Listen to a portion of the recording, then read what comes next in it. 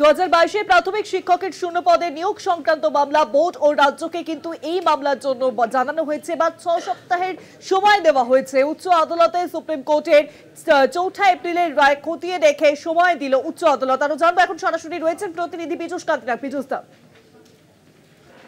2022 সালে প্রাথমিক শিক্ষকের শূন্য পদে 22টি শূন্য পদ পূরণের জন্য সুপ্রিম কোর্ট 4 এপ্রিল একটি রায় দান করেছিল। সেই রায় উল্লেখ ছিল যে জানিয়েছিল যে 2022 শূন্য পদে টেট উত্তীর্ণ ডিএলএড দের প্রশিক্ষণরতদের নিয়োগ করতে হবে, কিন্তু তারপরে সুপ্রিম কোর্টের সেই নির্দেশ কার্যকর না হয় বেশ কিছু চাকরি প্রার্থী সুপ্রিম কোর্টে ফের আবেদন জানায়।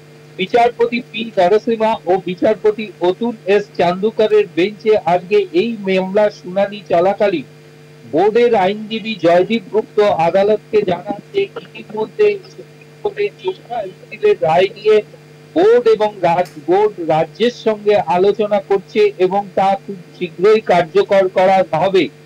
এই বিষয়টি জানার পরই বিচারপতিরা বলেন যে তাহলে এই আবেদনের আর কোনো সারবত্তা থাকে না, কিন্তু আবেদনকারীদের আইনজীবীর পক্ষ থেকে এস পার্ডিওয়ালা এবং ইন্দিরা জয়সিং দুজনেই আবেদন জানান যে আদালত একটি নির্দিষ্ট সময়সীমা নির্ধারিত করে দিন, যাতে এই আলোচনার মাধ্যমে যাতে ওই সময়ের মধ্যে এই নিয়োগ প্রক্রিয়া সম্পন্ন হয়।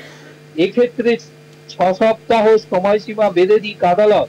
পাশাপাশি ইন্দিরা জয়সিং দাবি করেন যে আলোচনা বোর্ড এবং রাজ্যের মধ্যে হচ্ছে তা যদি ফলপ্রসূ না হয় সেক্ষেত্রে কি আবেদনকারীদের পুনরায় সুপ্রিম কোর্টের দ্বারস্থ হতে হবে।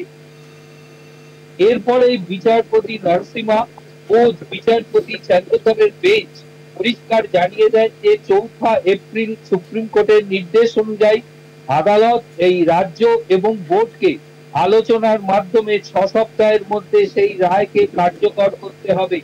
অর্থাৎ সুপ্রিম কোর্টের এই রায়ের ফলে টেট উত্তীর্ণ ডিএলএড প্রশিক্ষকদের নিয়োগের ক্ষেত্রে 2200 শূন্যপদ পূরণে আর কোনো বাধা রইল না। ধন্যবাদ পীযূষ দা, সরাসরি ছিলেন প্রতিনিধি পীযূষ কান্তিনাগ।